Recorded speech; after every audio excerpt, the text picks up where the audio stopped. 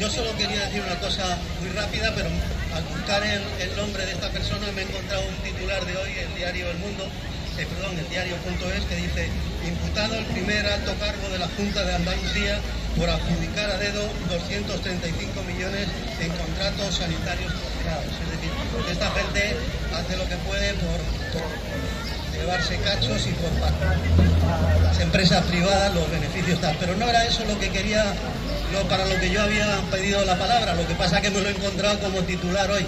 Y es que he leído esta mañana un artículo muy interesante de José Ignacio García, que es un dirigente de Adelante Andalucía, con una idea que coincide mucho con las manifestaciones y que ya lo hemos hablado aquí, pero me ha gustado mucho la forma de expresarla, y es: cuando tenemos un problema sanitario que nos dan 8 meses para una consulta, o no nos atienden no sé qué, o hacen algo mal, tenemos un problema muy serio y tenemos nuestro problema. Pero si ese problema lo compartimos con otros, si lo hacemos público, si vamos a las manifestaciones, si protestamos con las denuncias, el problema se lo pasamos también a la administración que tiene que resolverla. Y ese concepto, esa idea me parece muy importante. Tenemos problemas, pero en la medida que los trabajamos colectivamente, en la medida que hacemos manifestaciones para protestas, le estamos pasando el problema a ellos. Pues les aseguro que las manifestaciones les duelen, les hacen daño, pero tenemos que seguir forzando para que doblarles el brazo.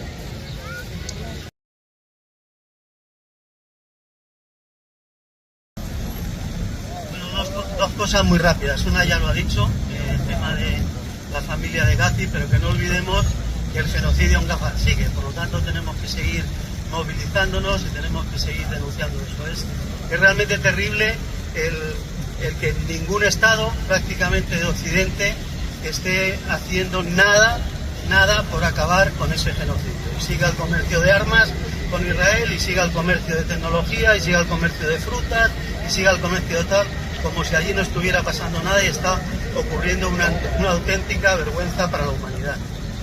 Luego, un tema importante, por ejemplo, que nos da muchos argumentos cuando esta gente nos quiere llevar a los planes de pensiones privadas. Los planes de pensiones privados, como sabéis, se basan en que los que hacen esos planes cogen el dinero que recaudan tuyo y lo suelen invertir en bolsa. Bien, pues con la crisis del maniático este de Estados Unidos, el del MAGA, ¿no?, de hacer América grande otra vez, está produciendo unos desmanes en lo que son todas las bolsas mundiales, y los planes de pensiones privados lo están sufriendo. Yo mismo, que tengo por parte de mi empresa todavía unos restos de planta, estoy perdiendo, no tengo mucho dinero porque no es mucho, pero en porcentaje, cantidades muy importantes. Es decir, los planes privados de empresa y los planes privados de pensiones no dan realmente ninguna garantía de que el dinero que metes ahí lo vayas a poder recuperar al 100%, y menos todavía con beneficio. Sin embargo, lo que tú cotizas a la Seguridad Social, por el sistema que tiene de que lo están trabajando ahora, cotizan para los que estamos jubilados ahora, y luego pasará, como ha explicado mejor Ildefonso, a los que ahora están trabajando, luego recibirán. Eso sí que garantiza, si hacemos la presión suficiente para los gobiernos para que esos sistemas no sean reversibles, sí que garantizan realmente unos planes de pensiones justos, y que nos permitan más o menos en los periodos de jubilación mantener los niveles de vida y los niveles que teníamos antes. Pasa lo mismo cuando somos a veces un poco pesados con el tema de la privatización de la sanidad, pero es que los números son muy claritos. ¿Por qué estamos en contra? Hay gente que dirá: a mí me da igual gato negro que gato blanco, lo importante es que mate ratones, y si a mí me atienden bien en la seguridad privada, ¿por qué estamos en contra? Estamos en contra porque el tema de la sanidad privada, además de que ya lo hemos dicho muchas veces, que no atienden igual, porque ellos tienen el objetivo del beneficio, mientras que en la sanidad pública el objetivo es cuidar a los enfermos que llegan allí. Son dos cosas con un matiz distinto. Además, cada 10 euros, por ejemplo, que la sanidad pública pasa a la privada, de esos 10 euros al menos 2 van a beneficios empresariales, porque son empresas que se montan para tener beneficios, y por lo tanto un porcentaje de ese dinero ya no va para atender al enfermo, va para atender al empresario que tiene esa clínica, que tiene ese hospital.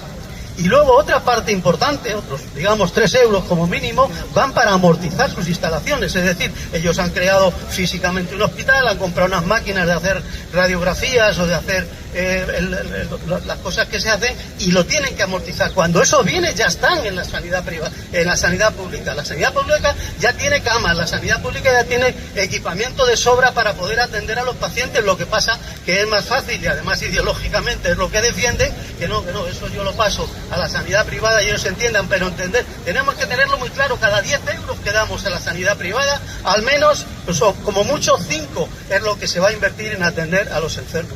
Por eso estamos en contra de eso, además del tema filosófico y de desmontar el sistema de la sanidad. Y por último, una noticia que a mí me parece triste, porque yo soy agnóstico, yo confieso que soy agnóstico, pero sinceramente sabéis que esta mañana a las 7:30 de la mañana ha fallecido el Papa. Y es una pena, porque era en muchas temporadas, yo creo que desde Juan XXIII, era el Papa con un sentimiento más de justicia social, de bienestar para la gente, de defender a los pobres, de luchar contra los poderosos, contra las injusticias. Y yo estoy convencido que con los tiempos que corren, con el MAGA ahí en Estados Unidos y la Meloni en Italia y todo eso, estoy convencido que el Papa que venga no va a ser mejor que este. Yo por eso personalmente lo siento, nada.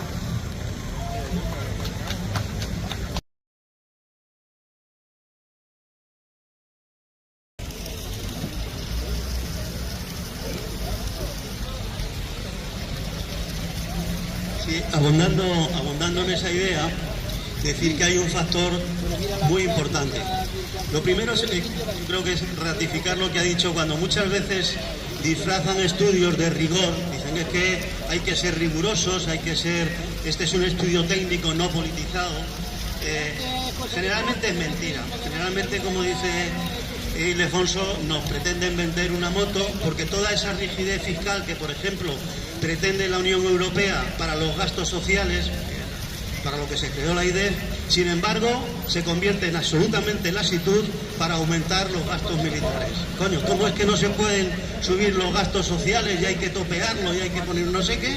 Y los gastos militares, de repente, barra libre da la Unión Europea para que cada país pueda gastarse lo que quiere. En una dinámica terrible de guerra y de destrucción, si es que siguen por ahí, que esperemos lograr parar los pies. Por lo tanto, es muy importante, y solo es esa llamada, que ha dicho Ildefonso es impecable, y sé que además piensan esto igual que yo, que no nos centremos en que nos engañen con que los datos técnicos, la cifra, tal. Aquí hay una cuestión política importante. Ha dicho antes muy bien Antonio que a veces se miran los impuestos de una forma y otras de otra.